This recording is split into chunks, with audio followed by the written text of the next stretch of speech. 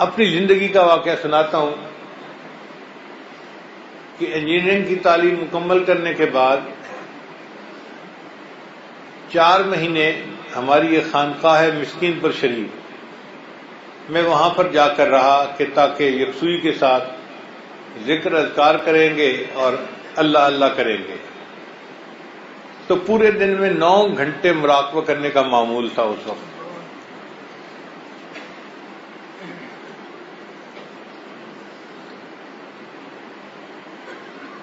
خانقاہ مسکین پور شریف میں حفظ کی کلاسیں تھیں 4-5، تحفیظ کا مدرسہ تھا، کتابوں کا نہیں تھا.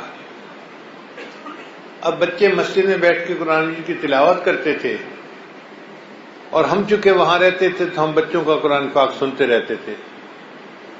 ایک بچہ تھا جو قرآن مجید بہت اچھا پڑھتا تھا، اتنا اچھا پڑھتا تھا کہ بندہ سن کے حیران ہو جائے، اور رنگ بھی اس کا کالا سا تھا اور بالکل جیسے جنگلی بچہ ہوتا ہے دیہاتی ایسے تھا. مگر اللہ نے پتہ نہیں کیا اس کو لہن داودی عطا کیا تھا. قرآن مجید پڑھتا تھا تو بندہ حیران ہو جاتا تھا. کوئل کی آواز تھی اس کی، اتنا ترنم تھا اور اتنے وہ مخارج اچھے طریقے سے ادا کرتا تھا کہ بندہ حیران ہوتا تھا. ایک دن عصر کی نماز کے بعد میں اپنے کمرے میں بیٹھا مراقبہ کر رہا تھا تو مجھے قرآن مجید کی آواز آئی. کوئی سورہ یوسف کی تلاوت کر رہا تھا. میرا دل چاہا کہ میں اپنے مراقبے کا معمول مکمل کروں، مگر اس آواز نے مجھے اپنی طرف کھینچ لیا. میں نے مراقبہ ختم کیا اور باہر نکلا تو دیکھا کہ وہی بچہ مسجد کے حسین میں بیٹھا سورہ یوسف کی تلاوت کر رہا ہے، اور باقی جتنی کلاسوں کے طلباء ہیں اور ان کے استاد ہیں سب خاموش بیٹھے اس کا قرآن سن رہے ہیں. ہوا بھی چل رہی تھی، گرمی کا موسم تھا، اور وہ بچہ جھوم جھوم کے سورہ یوسف پڑھ رہا تھا. اتنا مزہ آیا اس کی تلاوت کو سننے میں کہ سب لوگ وہاں کھڑے سنتے رہے. جب اس نے تلاوت مکمل کی تو تب لوگ وہاں سے ہلے. اس کی سورہ یوسف کی تلاوت سن کے میرے دل میں بھی نا اس بچے کی طرف تھوڑا ملان پیدا ہوا. یہ کون بچہ ہے اور کیسے اتنا اچھا پڑھتا ہے؟ تو میں کلاس کے استاد کے پاس گیا. میں نے کہا استاد جی اس بچے نے بہت اچھا قرآن مجید پڑھا، اس کی اپنی محنت ہے یا آپ نے محنت زیادہ کی ہے؟ انہوں نے مجھے اس کی سٹوری سنائی. کہنے لگے کہ یہ ایک دیہاتی بچہ ہے اور اس کا کام تھا بکریاں چرانا. ماں باپ نے 10-15 بکریاں رکھی ہوئی تھیں اور اس بچے کا کام تھا یہ صبح لے کے بکریوں کو نکلتا تھا اور سارا دن بکریاں چراتا تھا. دھوپ کے اندر 50 ڈگری سینٹی گریڈ کا ٹیمپریچر، پینے کو پانی نہیں، کھانے کے لیے روٹی نہیں. یہ بکریوں کے پیچھے بھاگ بھاگ کے تنگ آ جاتا تھا، اکیلا تھا، اور شام آتا تھا تو بیچارہ بس سو جاتا تھا. اگلے دن پھر بکریاں چرانا. یہ اپنی زندگی سے بہت تنگ تھا اور سوچتا تھا کہ کب میری جان چھوٹے گی ان بکریوں کو چرانے سے. اس کا ایک کلاس فیلو تھا. وہ کلاس فیلو مدرسے میں حفظ کے لیے آ گیا. کچھ دن وہ بچہ مدرسے میں رہا اور کچھ دنوں کے بعد وہ واپس اپنے گھر گیا تو بستی میں ان دونوں کلاس یعنی دوستوں کی ملاقات ہوئی. اس نے اس سے پوچھا سناؤ کیا حال ہے؟ اس نے کہا بہت برے حال میں ہوں، سارا دن دھوپ میں بکریاں چراتا ہوں، ان کے پیچھے بھاگتا ہوں، پسینہ، گرمی، پانی نہیں ملتا، کھانے کو نہیں ملتا، اور تھک تھکا کے آتا ہوں شام کو تو بس پڑھ کے سو جاتا ہوں اور اگلے دن پھر وہی بکریاں. مجھے تو ایسے لگتا ہے کہ جیسے جانوروں کے ساتھ رہ رہ کے میں خود بھی جانور بن گیا ہوں. پھر اس نے اس سے پوچھا کہ سناؤ تمہارا کیا حال ہے؟ اس نے کہا یار میں تو بڑا مزے میں ہوں، والدین نے مجھے مدرسے میں داخل کروا دیا ہے، سارا دن ہم تو چھاؤں میں بیٹھتے ہیں اور پنکھے کی ہوا ہوتی ہے اور ٹھنڈا پانی ہوتا ہے کولر کا، اور صبح ناشتہ بھی مدرسے والے دیتے ہیں، دوپہر کھانا بھی دیتے ہیں، رات کو بھی کھانا دیتے ہیں، تو میں تو زندگی کے بہترین ایام گزار رہا ہوں. اس چرواہے بچے نے اس کو کہا اچھا پھر مجھے بھی ساتھ لے جاؤ، میں بھی وہیں چلتا ہوں۔ اس نے کہا تمہاری بکریوں کا کیا بنے گا؟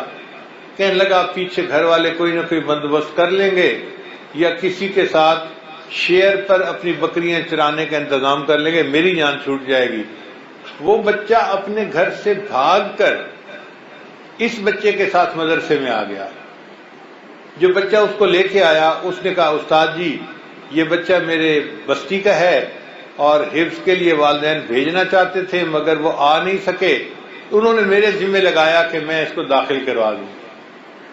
تو استاد صاحب نے بچے کو داخل کر دیا۔ اب اللہ کی شان کہ جب انہوں نے اس بچے کو پڑھانا شروع کر دیا، یہ بچہ ذہین اتنا تھا اور اس کی آواز اتنی پیاری تھی کہ اس نے قرآن مجید کو حفظ کرنا شروع کر دیا۔ جب یہ قرآن مجید پڑھتا تھا تو کہیں غلطی نہیں نکلتی تھی۔ استاد جی نے مجھے رجسٹر کھول کے دکھایا، جتنی دفعہ اس کا امتحان ہوا اس بچے کے 100 میں سے 102 نمبر۔ میں نے کہا قاری صاحب انجینئرنگ تو میں نے بھی پڑھی ہے مگر مجھے آج تک یہ بات سمجھ میں نہیں آئی کہ 100 میں سے 102 نمبر کیسے ہو سکتے ہیں۔ قاری صاحب کہنے لگے کہ دیکھیں اس کے 100 میں سے 100 نمبر تو ہوتے ہیں کہ اچھا پڑھتا ہے، اور چونکہ تجوید بڑی اچھی ہے فلاں بڑی اچھی ہے تو 2 نمبر ہم اس کو اضافی دے دیتے ہیں، اس لیے 100 میں سے 102 نمبر ہوتے ہیں اس کے۔ تو مجھے اور خوشی ہوئی کہ یہ بچہ 100 میں سے 102 نمبر لیتا ہے۔ خیر اس بچے نے اپنا حفظ قرآن مکمل کیا، پھر اس کے بعد اپنے استاد سے اس نے مشورہ کیا کہ استاد جی میں کیا کروں۔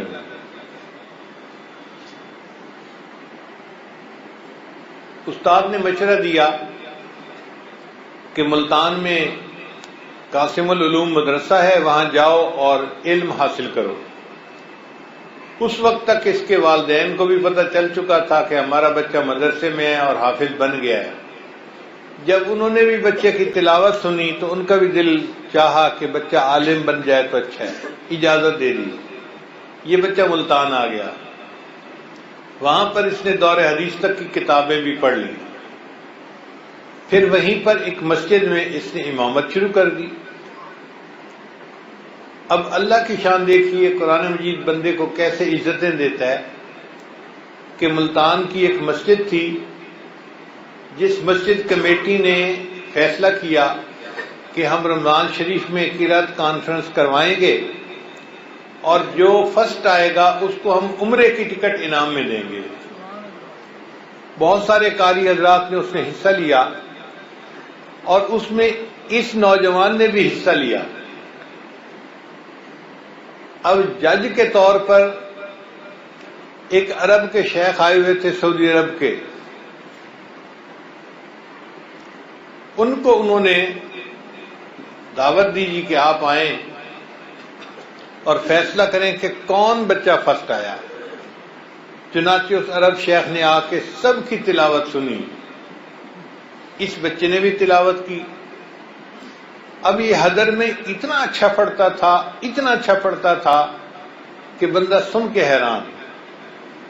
جب اس نے ان بچے کی تلاوت سنی تو وہ جو جج تھے سعودی عرب کے شیخ بڑے خوش ہوئے اور بالآخر انہوں نے نتیجے کا اعلان کیا۔ تو انہوں نے اس بچے کا نام لے کر کہا کہ یہ بچہ فرسٹ آیا ہے اور اس کو 2 انعام ملیں گے، ایک انعام ملے گا مسجد کمیٹی کی طرف سے اور ایک انعام ملے گا میری طرف سے۔ مسجد کمیٹی کی طرف سے اس کو عمرے کا ٹکٹ ملے گا اور میری طرف سے جو انعام ملے گا تو میں اس بچے سے پوچھتا ہوں کہ کیا یہ نکاح کرنے کے لیے تیار ہے؟ میں اپنی بیٹی سے اس کا نکاح کرنا چاہتا ہوں۔ اب اس لڑکے نے اپنے استاد سے پوچھا استاد جی میں کیا کروں؟ ان کا خدا کے بندے تیری قسمت جاگی، ایک عالم ہے سعودی عرب کے شیخ ہیں، وہ تجھے اپنی بیٹی کا رشتہ پیش کر رہے ہیں تو تو قبول کر اور جا کے مکہ مکرمہ میں زندگی گزار۔ اس نے ہاں کر دی اور اس عرب شیخ نے اس کو عمرے کی ٹکٹ بھی انعام میں دی اور اپنی بیٹی سے پورے مجمع کے سامنے اس کا نکاح بھی کر دیا۔ اگلا دن ہوا تو عرب شیخ کہنے لگے کہ میں نے تو اب واپس جانا ہے، تم میرے ساتھ سعودی ایمبیسی چلو۔ چنانچہ وہ اس بچے کو لے کے آئے، اس کا پاسپورٹ بنوایا اور سعودی ایمبیسی لے کر گئے اور ان کو کہا کہ جی میں تو آیا تھا اپنے بزنس کے کسی کام میں، یہاں پر یہ بچہ مجھے پسند آ گیا اور میں نے بیٹی سے اس کا نکاح کر دیا، اب آپ لوگ اس کو ویزا لگا دیں۔ وہ اچھا وقت تھا، انہوں نے اس کا 10 سال کا ویزا لگا دیا۔ سعودی شیخ نے اس کی ٹکٹ بنوائی اور اس بچے کو لے کر وہ سعودی عرب چلے گئے اور وہاں جا کے اس کو ایک الگ بنا ہوا گھر بھی دیا، ایئر کنڈیشن گاڑی بھی دی اور بیٹی کی رخصتی بھی کر دی۔ وہ بچہ جو بکریوں کے پیچھے بھاگتا تھا، جو سارا دن دھوپ میں رہتا تھا، جسے پینے کے لیے ٹھنڈا پانی نہیں ملتا تھا، کھانے کے لیے روٹی نہیں ملتی تھی، فاقے ہوتے تھے، آج قرآن مجید کی وجہ سے اللہ نے اس کو وہ عزتیں دی کہ وہ حرم میں بیت اللہ کا طواف کرتا تھا اور قرآن مجید کی تلاوت کیا کرتا تھا۔ قرآن مجید نے اس کو شاہی کی زندگی عطا فرما دی۔ ایئر کنڈیشن گھر ہے، ایئر کنڈیشن گاڑی ہے، بہترین کھانا، کپڑے، ہر چیز بہترین، شاہانہ زندگی اس کو مل گئی۔ علامہ اقبال کا شعر ہے، اگر کوئی شعیب آئے میسر، شبانی سے کلیمی 2 قدم ہے، کہ اگر کوئی رہنما مل جائے تو بکریاں چرانے والوں سے کلیم اللہ بننا 2 قدم کا فاصلہ ہے۔ اگر کوئی شعیب آئے میسر، شبانی سے کلیمی 2 قدم ہے۔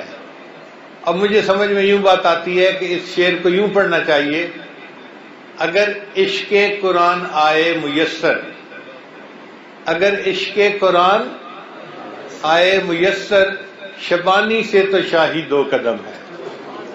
اللہ تعالیٰ ایک شبان کو جو بکریاں چرانے والا ہوتا ہے اس کو بادشاہی کی زندگی عطا فرماتے ہیں، یہ 2 قدم کا فاصلہ ہے۔ مگر عشق قرآن بندے کے دل میں ہونا چاہیے۔ یہ وہ واقعہ ہے جو ہم نے اپنی زندگی میں خود دیکھا اور ایک بندے کو یوں دنیا میں عزتوں کے تاج پہنتے ہوئے دیکھا ہے۔ اللہ تعالی ہمیں قرآن مجید کی سچی محبت عطا فرمائے، ہم اس کو پڑھنا سیکھیں، اس کا ترجمہ پڑھیں اور اس کے مطابق اپنی زندگی گزاریں، اور پھر دیکھیں کہ اللہ تعالی ہمیں دنیا میں بھی عزتیں دیتا ہے، آخرت میں